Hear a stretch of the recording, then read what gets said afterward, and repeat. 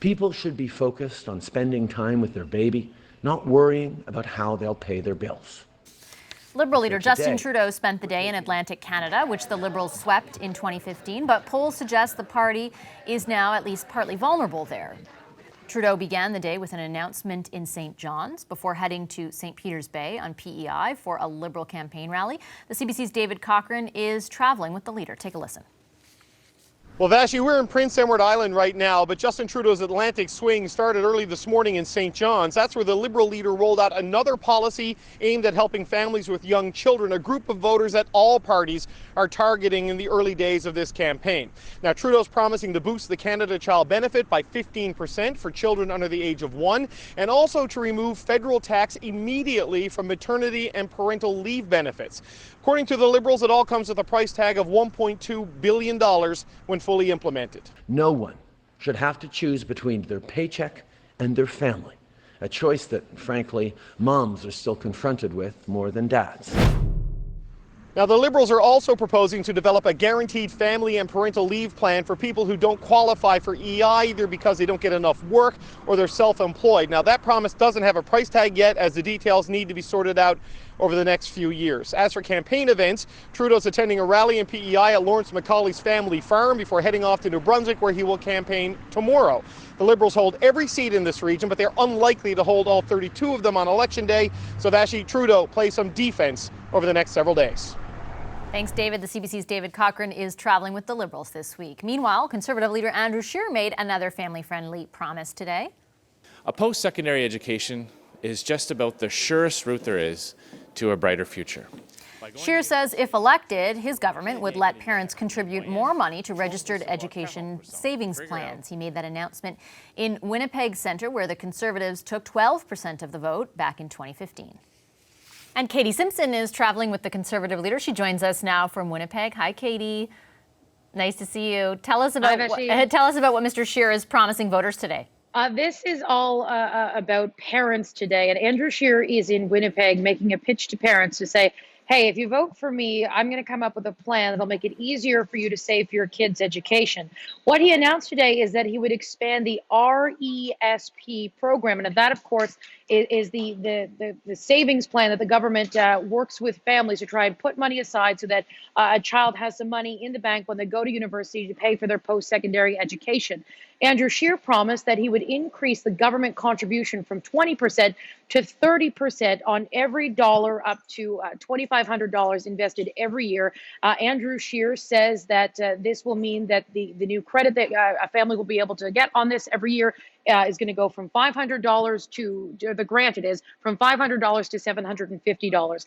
He says there are also aspects of his announcement today that will apply to low-income and middle-income families. He said that this boost will be on top of the structure that's already in place, where low and middle-income families who do have enough money to put aside for a child's education, that will be on top of that already expanded structure there. But Scheer today in Winnipeg was asked that, he was making his announcement not far from a postal code that is one of the poorest postal codes in the province. What does this do for a family that doesn't have any money to put into an RESP? On this particular policy, the uptake, the number of low and middle-income Canadians who have started RESPs, even if it's only a few dollars a month, has been on the rise. And so this type of policy will absolutely benefit hundreds of thousands of Canadian families in all income brackets.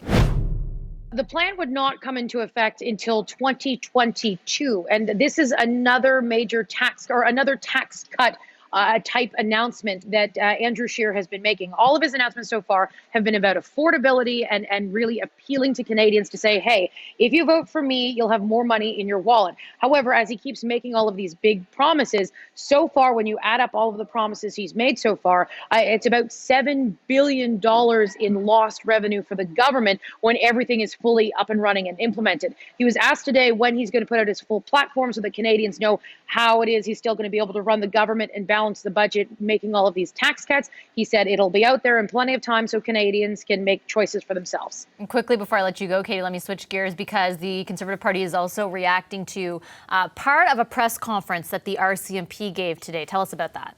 It's an unforced error for the Conservative war room. This is something that the Conservatives were obviously, and everyone was obviously watching what was going on with that news conference in Ottawa. And Brenda Lucki, the commissioner of the RCMP, was asked a question about SNC Lavalin. And however, she gave a sort of a general statement saying, we're not here to talk about it today, but we take investigations very seriously. The Conservative Party war room interpreted that statement as Justin Trudeau is under investigation, and they tweeted it saying the RCMP confirms Justin Trudeau is being investigated by the RCMP.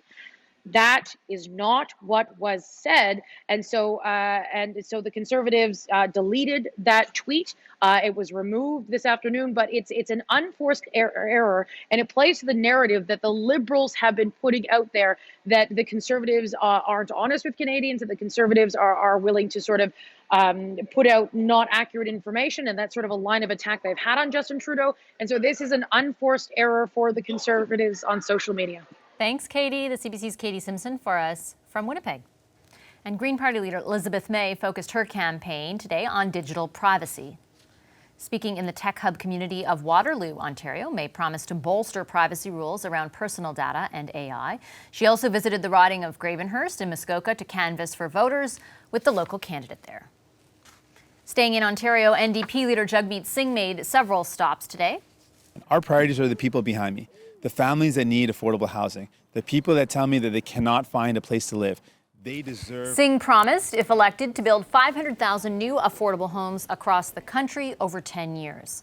He made that pledge in Ottawa this morning. Later, he headed to Verner, Ontario for the International Plowing Match. And tonight, he caps off the day in Sudbury, where he's hosting a town hall. The CBC's Hannah Thibodeau has been traveling with the campaign. Hey Vashi, I'm at the International Plowing Match in Verner, Ontario, and this is a place that politicians always hit.